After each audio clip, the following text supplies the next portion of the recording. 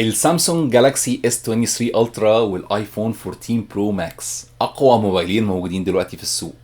ولو انت واحد مهتم بسوق الموبايلات فهيكون فارق معاك انك تعرف انه جهاز احسن منهم، هل ده ولا ده. ولو انت بتفكر تشتري جهاز منهم فانت هتحط مبلغ مش قليل، وبالتالي فانت هيكون فارق معاك قوي انك تعرف مميزات وعيوب كل جهاز.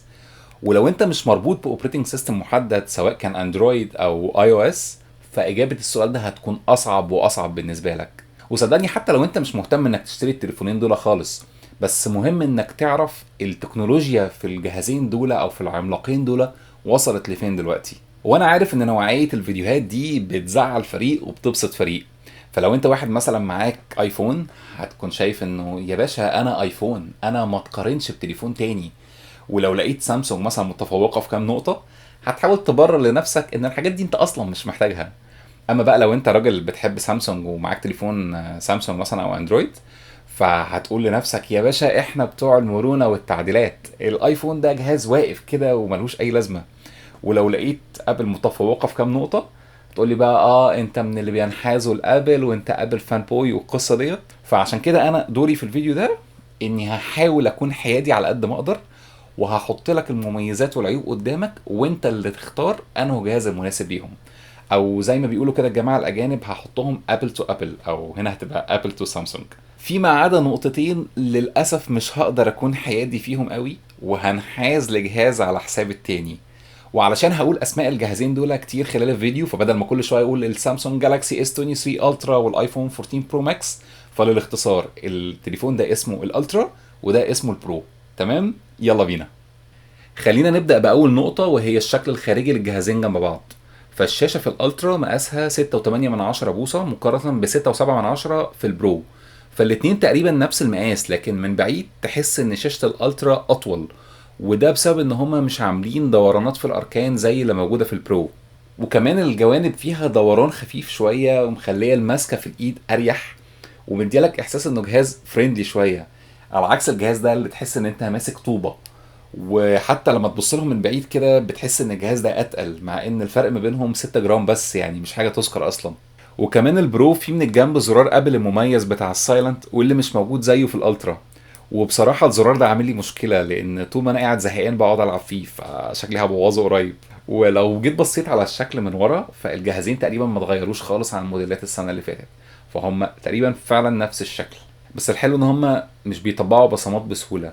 بس انت كده كده غالبا هتحط الاتنين في جراب، مش هتسيبهم كده لوحدهم، انت هتبقى دافع رقم مش قليل يعني. لكن الجهازين خلاص زي ما اتعودنا ما فيهمش مخرج اي او اكس وما فيهمش مكان لتركيب كارت ميموري. ومهم تخلي بالك لان كل موديلات الايفون 14 دلوقتي لو هتجيبها من امريكا هتكون من غير مكان لفيزيكال سام، لكن سامسونج ما زالت محتفظة بالمكان بتاع السام. اما بالنسبة للشاشة نفسها في الجهازين دول فهي احلى من بعض بصراحة، فانت في الاتنين هتاخد دقة وتشبع الوان عاليين جدا. فالاتنين بيدعموا تقنية الدولبي فيجن عشان يدولك اعلى دقة للالوان. لكن شاشة الالترا بتدي كثافة اعلى شوية، فالكثافة بتاعتها 500 بكسل بير انش، لكن شاشة البرو 460 بكسل بير انش.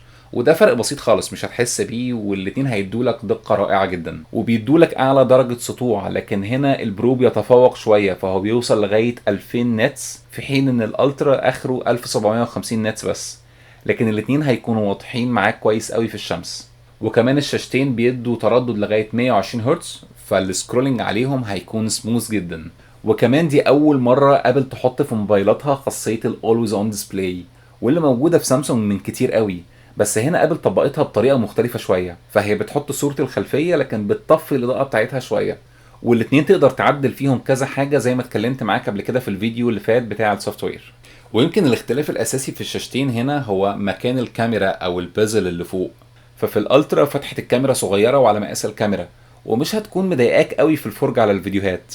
لكن في البرو شركه ابل حاولت انها تطور شويه وعملت البتاعه دي، وعشان يقنعونا بيها سموها دايناميك ايلاند عشان نحس انها حاجه مفيده يعني وليها اسم مخصوص وكده. عارف لما تيجي تحاول تصلح حاجه فتلاقي نفسك بوظت حاجه تانية؟ اهو ده بالظبط اللي حصل مع ابل هنا. ابل عندها مشكله كبيره في السوفت وير بتاعها ان النوتيفيكيشن سنتر هنا ضعيف وامكانياته على قدها جدا. فهي حاولت انها تجود شويه وتدي المستخدمين بتوعها امكانيات اضافيه، زي ان هم مثلا يقدروا يتحكموا في الحاجه اللي شغاله توقفها وتشغلها بسهوله، يطلع لك نوتيفيكيشن كده لما تعمل التليفون سايلنت او لما تخليه رن، يطلع لك التايمر هنا مثلا كده يعني. فالنتيجة كانت هذه المساحة السخيفة جدا اللي فعلا هتكون مضايقاك لما تيجي تتفرج على فيديوهات. هو بصراحة الفكرة نفسها بتاعت ان يكون عندك مكان فوق كده تتحكم فيه في شوية حاجات عجبتني. فمع شوية تدوير في البلاي ستور بتاع اندرويد لقيت تطبيق بيعمل نفس القصة بالظبط، وبيدي لك نفس الامكانيه بتاعه الدايناميك ايلاند على تليفونات اندرويد. فانت كده بقى معاك في الاندرويد ميزه مكان الكاميرا الصغير ده، زائد التطبيق بتاع التنبيهات دي لما تكون محتاجها. تالت نقطة هو متانة الجهاز والعمر الافتراضي. فالجهازين دول واخدين ريتنج IP68، فهم مقاومين للأتربة ومقاومين للمية لمدة 30 دقيقة، بس العمق مختلف. فالبرو مقاوم لعمق 6 متر، لكن ده غلبان متر ونص بس. وانا في الحقيقه مش عارف انت هتعمل ايه بعمق 6 متر ديت، يعني انت اكيد مش هتنط في البسين او في البحر وانت في جيبك الموبايل ده. بس يعني اهو اكتر من الالترا في النقطه دي وخلاص. وكمان الاتنين خامات التصنيع بتاعتهم محترمه جدا. فالالترا متصنع كل الجسم بتاعه من الالومنيوم، اما البرو متصنع من الستانلس ستيل، ويمكن ده اللي مديله احساس من بعيد ان هو اتقل شويه. وكمان بالنسبة لعمر التحديثات، فشركة ابل معروفة بانها بتدعم اجهزتها لاطول فترة ممكنة وهي 6 سنين. فانت عندك جهاز زي الايفون 8 اللي نزل في 2017 لسه بتجيله تحديثات لغاية النهاردة، وهتفضل تجيله تحديثات لغاية اخر 2023. والنقطة دي ما كانتش حلوة قوي عند سامسونج قبل ما تحسنها، ودلوقتي بقت بتدي 4 سنين سوفت وير ابديت و5 سنين سكيورتي ابديت. فهي محاولة حلوة من سامسونج لكن لسه اقل من ابل شوية. وكمان نقطة استجابة السوفت وير او الاستابيليتي او ثبات الاداء في الجهازين، فالاي او اس متفوق جدا في النقطة ديت. فانت لو جيت تستخدم الايفون بعد 4 او 5 سنين هتلاقيه لسه بيديلك نفس الاداء بتاع اول ما جبته، على عكس اجهزة الاندرويد اللي ممكن بعد سنة او سنتين تبدأ تلاقي الجهاز بدأ يبطأ وبدأ اداؤه يقل كتير عن ما جبته. بالاضافة كمان لنقطة السعر، فاجهزة ابل مميزة بانها بتحافظ على قيمتها وعلى سعرها لفترة طويلة، في حين ان تليفونات سامسونج سعرها بينزل جامد بعد فترة صغيرة، يعني بعد كام شهر من اللانش. ففي النقطة ديت، في نقطة إعادة البيع أو القيمة مقابل السعر، ابل بتحافظ على سعرها لفترة أطول. بالنسبة بقى لأداء البطارية، فعامة الأداء في الجهازين دول أكتر من رائع، وهتكمل معاك اليوم كله مستريح وممكن تقعد معاك اليوم اللي بعده. فبطارية البرو 4323 ملي أمبير، وبطارية الألترا 5000 ملي أمبير. وبدون دخول في تفاصيل فنية كتيرة، فالرقمين دول حلوين قوي. وانا شفت ناس كانت بتقول ان تجربتها مع البرو كانت مش حلوه في موضوع البطاريه، وان هي كانت بتخلص منهم بسرعه. انا مش عارف، انا تجربتي الشخصيه ان الموبايل ده كان بيقعد معايا طول اليوم مستريح جدا. والبطاريه بقى في الالترا دي انا حكيت واتحكيت عنها في الفيديو اللي فات. حاجه بقى مش قادر افهمها فعلا من شركه ابل، هي ليه متمسكه بالشاحن اللايتنينج اللي موجود في الجهاز ده؟ يعني ايه الميزه اللي موجوده فيه مش موجوده في الشاحن اليو اس بي سي اللي كل التليفونات بتستخدمه؟ يعني حتى الايباد اتغير دلوقتي وبقى الكابل بتاعه يو اس بي سي، اشمعنى التليفون ده؟ انا مش فاهم. بالاضافه ان هنا الالترا عنده امكانيه انه يشحن اجهزه تانية عن طريق الريفرس تشارجنج، واللي طبعا مش موجوده في البرو. وبالنسبه لسرعه الشحن، فالالترا بيدعم الشحن السريع لغايه 45 واط، لكن البرو بيدعم الشحن السريع لغايه 27 واط بس. والشركتين دول اصدقاء للبيئه، فبالتالي مش هيبعتوا لك الادابتور مع العلبه، لكن انت هتضطر تشتريه لوحده لان انت مش صديق للبيئه. دلوقتي بقى خلينا نروح لنقطة بتشكل سبب أساسي في قرار شراء الناس كتيرة للتليفون، وهي الكاميرا. فالفكرة السائدة إن الآيفون ده فيه أحسن كاميرا موجودة، أعتقد هتتغير مع التليفون ده. وعشان النقطة دي فيها تفاصيل كتيرة، وكان في مواقف كان البرو هو اللي بيبقى أفضل فيها، ومواقف تانية الألترا هو اللي كان بيبقى متفوق فيها. فأنا عملت فيديو كامل هنا على القناة ومصور فيه كمية صور وفيديوهات كتيرة جدا في مواقف مختلفة، سواء بالعدسات اللي قدام او اللي ورا، وبالليل وبالنهار، وبقارن بالتفصيل ما بين كواليتي الصور هنا وهنا.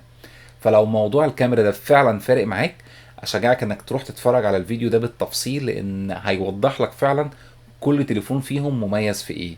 لكن انا هنا في الفيديو ده هكلمك سريعا عن مواصفات الكاميرات. ده كده سريعا المواصفات بتاعت الكاميرتين، لكن دي مجرد ارقام. التجربة الحقيقية بقى هتكون في الفيديو اللي هسيبه لك في وصف الفيديو تحت.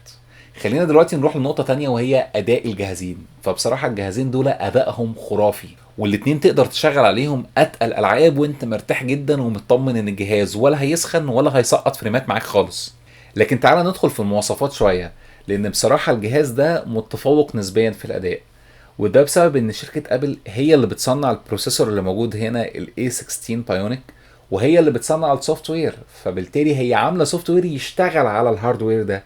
عشان كده نادرا لما ممكن تلاقي حد يقولك ان الجهاز ده هنج او تقل منه في الشغل.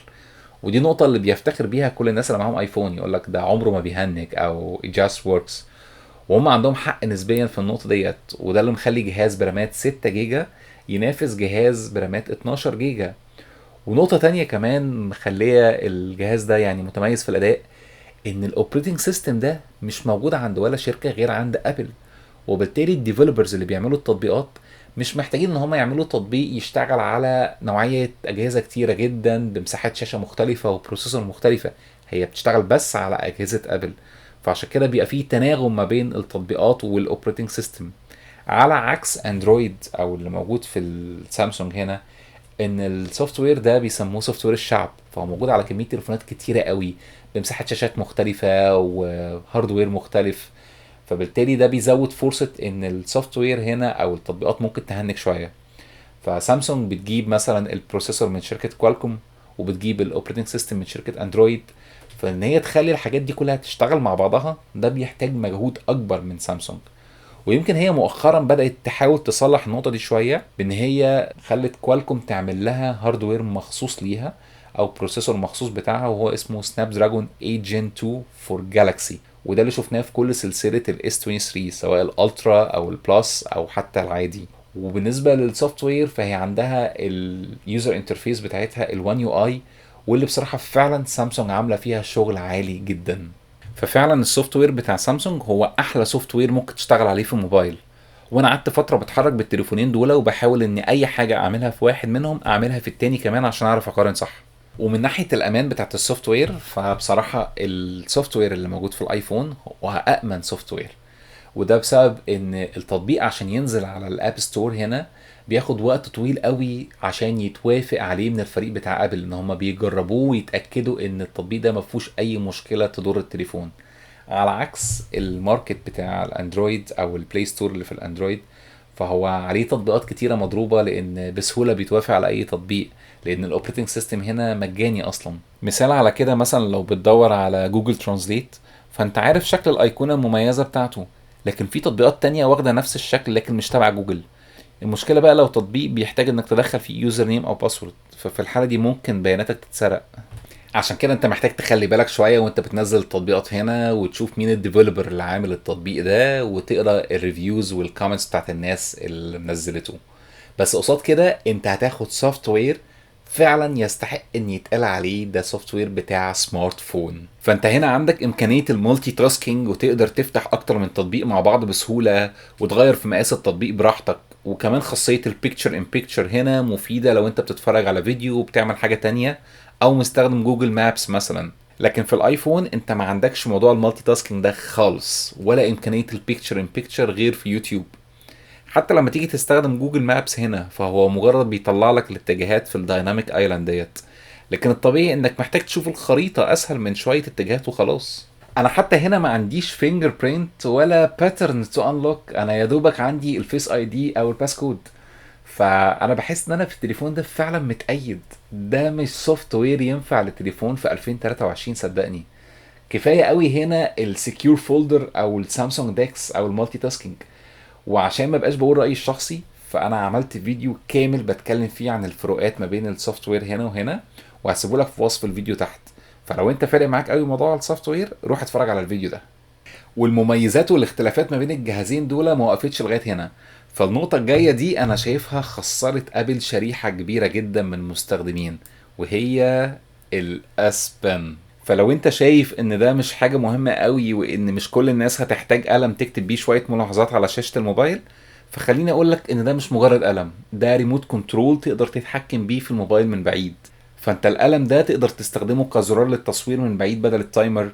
ممكن كمان توقف وتشغل بيه الحاجات اللي شغالة على الموبايل من غير ما تلمسه خالص، وحتى لو الشاشة مقفولة أصلا. وعشان تعرف استخدامات القلم ده بالتفصيل أكتر، فتقدر ترجع للمراجعة التفصيلية بتاعت الجهاز ده اللي عملتها قبل كده، أو حتى مراجعة تابلت سامسونج الاس 8 الترا، واللي برضه كان بيجي بالقلم وكان ليه استخدامات حلوة جدا. وبكده أنا أكون خلصت مقارنة الجهازين دول. وزي ما انت شفت كل جهاز فيهم ليه مميزاته وليه عيوبه.